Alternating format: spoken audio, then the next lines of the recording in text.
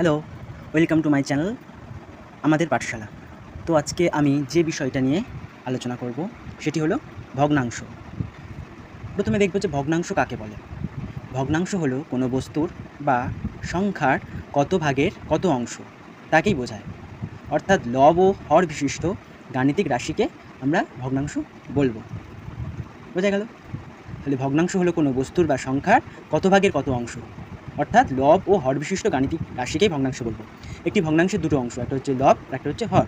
ভগ্নাংশের উপরের সংখ্যাটাকে বলবো লব আর নিচের সংখ্যাটাকে বলবো হর। বোঝা গেল? তারপর আসছে যে ভগ্নাংশ কত প্রকার ও কি কি। ভগ্নাংশ সাধারণত দুই প্রকার। ভগ্নাংশ কত প্রকার? ভগ্নাংশ সাধারণত দুই প্রকার, যথা এক সাধারণ ভগ্নাংশ আর দুই দশমিক ভগ্নাংশ। তো আজকের পার্টে আমি সাধারণ ভগ্নাংশটাকে নিয়ে আলোচনা করব। নেক্সট পার্টে আমি দশমিক ভগ্নাংশ নিয়ে আলোচনা করব।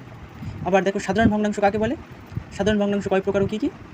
কোনো বস্তুকে নির্দিষ্টভাবে বিভক্ত করে তাকে হর দ্বারা চিহ্নিত করে গাণিতিকভাবে প্রকাশ করলে তাকে সাধারণ ভগ্নাংশ বলে। কি বললাম? কোনো বস্তুকে নির্দিষ্টভাবে বিভক্ত করে তাকে হর দ্বারা চিহ্নিত করে গাণিতিকভাবে প্রকাশ করলে তাকে সাধারণ ভগ্নাংশ বলবো।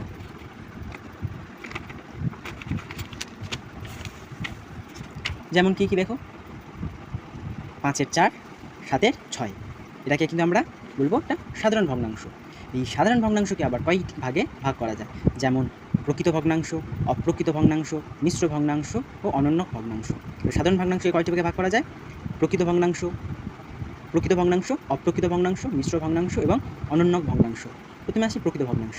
যে ভগ্নাংশের লব ছোট ও হর বড় তাকে বলে প্রকৃত ভগ্নাংশ। তাহলে কি বলবো?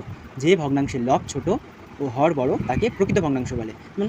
লব ছোট, হর বড়। বুঝা গেছে? তারপরে আসছে অপ্রকৃত ভগ্নাংশ। যে ভগ্নাংশের লব বড় এবং হর ছোট তখন সেই ভগ্নাংশকে বলবো অপ্রকৃত ভগ্নাংশ। অপ্রকৃত ভগ্নাংশ কাকে বলবো? যে ভগ্নাংশের লব বড় এবং হর ছোট হয় তখন সেই ভগ্নাংশকে বলবো অপ্রকৃত ভগ্নাংশ। যেমন দেখো, এখানে কিন্তু হরটা ছোট, লব বড়। হর ছোট হলে, লব বড় হলে সেই ভগ্নাংশকে আমরা বলবো অপ্রকৃত ভগ্নাংশ। আবার লব যদি ছোট হয়, হর যদি বড় হয়, সেটাকে আমরা বলবো প্রকৃত ভগ্নাংশ। বোঝা গেল? তারপরে আসছি মিশ্র ভগ্নাংশ। মিশ্র ভগ্নাংশ কাকে বলবো? পূর্ণ সংখ্যার সাথে প্রকৃত ভগ্নাংশ যুক্ত থাকলে তাকে মিশ্র ভগ্নাংশ বলে। কি বললাম? পূর্ণ সংখ্যার সাথে প্রকৃত ভগ্নাংশ যুক্ত থাকলে তাকে মিশ্র ভগ্নাংশ বলবো।